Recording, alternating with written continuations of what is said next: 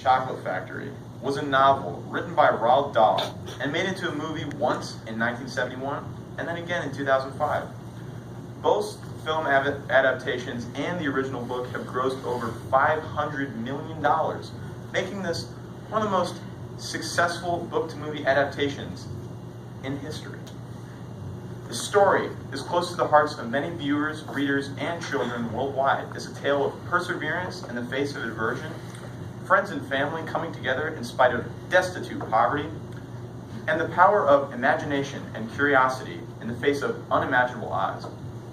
So how, one might ask, can this amazing tale feature a man so villainous, so vile, so hateful, and so God-forsakenly evil as to spend 20 years of his adult life sitting in bed, only to literally jump, dance, and sing at the opportunity to visit a chocolate factory?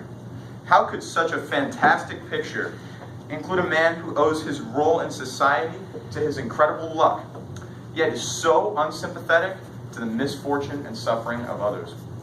How could such a heartwarming and inspirational tale include a man who's so blatantly morally impermissible and evil that he belongs in a mental ward focused on the study of the modern psychopath? The man I speak of shall only be named by absolute necessity.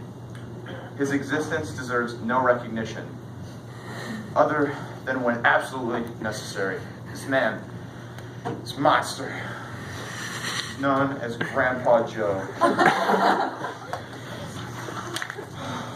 Grandpa Joe's existence has taken a personal toll on my mental stability. I hate him with a burning passion like none other, and I wish for him only the most uncomfortable seat in the deepest depths of hell.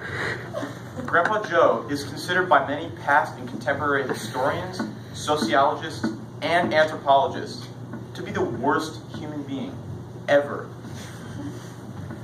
born, real and fictional. Allow me to provide context for the popular intellectual stance on Grandpa Joe and to show you why Grandpa Joe truly is the worst man in the universe. By far, the worst of Grandpa Joe's offenses is his sloth-like disposition and his complete aversion to doing any hard work or helping others. Preceding the events of Charlie and the Chocolate Factory, Grandpa Joe literally spent 20 years of his adult life sitting in a bed. This would be okay if Grandpa Joe had any sort of debilitating mental or physical illness or disability that prevented him from working, or at least walking, but no. Grandpa Joe, evident by his behavior when he realizes Charlie opens the golden ticket from a Wonka bar, as we all remember from his "I've got a golden ticket" performance, is perfectly capable of walking, running, singing, and dancing. When Grandpa Joe's asked why he won't get out of bed, he responds, quote, "Maybe if the floor wasn't so cold." The icing on the cake here is that the sole breadwinner of the family throughout Grandpa Joe's time, sitting in bed watching TV and smoking tobacco, was his daughter-in-law, Mrs. Bucket, who does manual labor in a laundromat, washing clothes for what probably is minimum wage. Furthermore, Mrs. Bucket not only has to support Grandpa Joe, but 3 other actually bedridden adults and her son, Charlie. They live in a poor one-room home and obviously have the money for very few luxuries, and furthermore, Charlie's laughed at in school because he cannot afford to open as many chocolate bars as the other children. Grandpa Joe is completely mentally and physically able for work, yet decides to sit in bed all day and do nothing to help the financial state of the family. Grandpa Joe is at best a slacker and an idler, leeching off the charity and goodwill of others. But it takes more than just being lazy to qualify for Grandpa Joe's status, however. This man is the best example of selfishness and greediness in modern literature. Grandpa Joe insists to be the one to accompany Charlie to the chocolate factory, despite how Mrs. Bucket is the breadwinner of the family and obviously deserves to go more. During the actual tour of the family, Grandpa Joe shows us how little he cares for anyone other than himself. He encourages Charlie to drink from a restricted bottle of liquid that they were instructed by Mr. Wonka himself not to touch, and this is followed by a near-death fan-related experience for the both of them. Grandpa Joe cares nothing for the rules. He cares nothing for the respect that is owed to Mr. Wonka for inviting them on the tour in the first place. He cares nothing for the safety and livelihood of Charlie, his own grandson. And he cares nothing for Charlie's legitimate chance to win a lifetime supply of free chocolate for his impoverished family. He cares for no one but himself. Grandpa Joe's also guilty of being incredibly rude, crass, and disrespectful to many characters throughout the story. After persuading Charlie to drink illegal floating liquid, and they have floated to the ceiling near this fan, this dangerous fan, he says, quote, "Charlie, burp. Burp again. That's wonderful, Charlie." This glorification of burping is simply disgusting and volatile. When Grandpa Joe tries to push his way onto Willy Wonka's boat in the factory, Mr. Salt, one of the other parents on the tour, says, quote, "Ladies first. That means my Veruca." Grandpa Joe responds, quote, "If she's a lady, I'm a vermicious nib." That's insulting.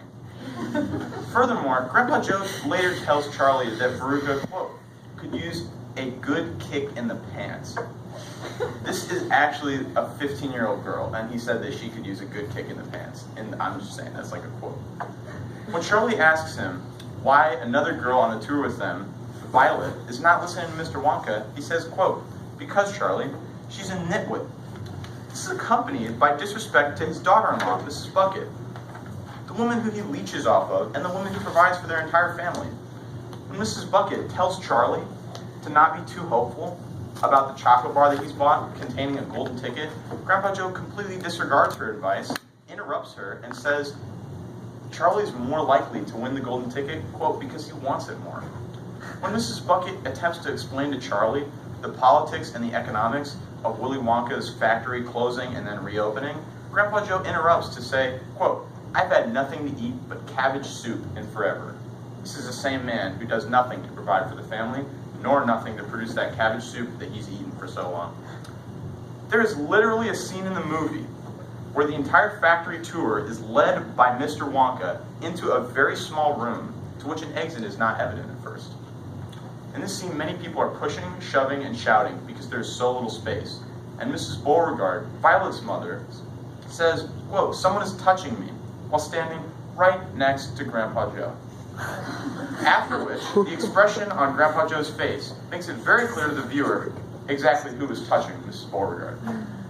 Time and time again, Grandpa Joe displays himself as a man with no respect for others, and particularly women, whom he directs a considerably larger amount of his hate towards than men.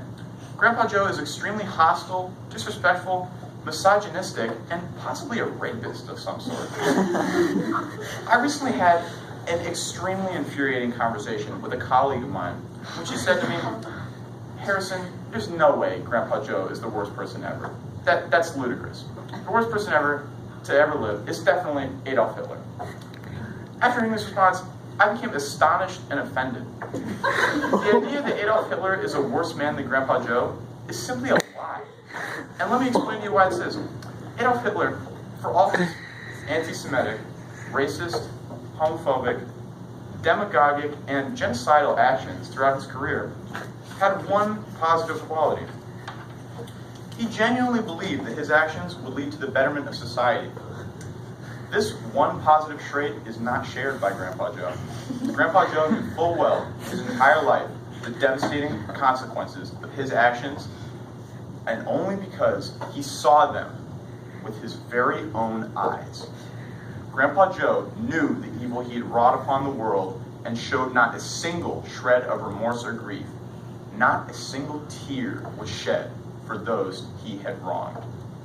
In conclusion, Grandpa Joe has no redeeming qualities whatsoever and has no right to share the human experience that we know and love. The worst men to walk the earth are put upon pedestals of greatness in the face of this monster. Children, for generations, have been subject to this man's shameful display of life. Grandpa Joe is Satan incarnate, and he was sent to this world to leave it more disorganized, more ravaged, and more hellish than when he arrived. Fuck Grandpa Joe. He's an asshole and deserves to die a slow and painful death. Thank you.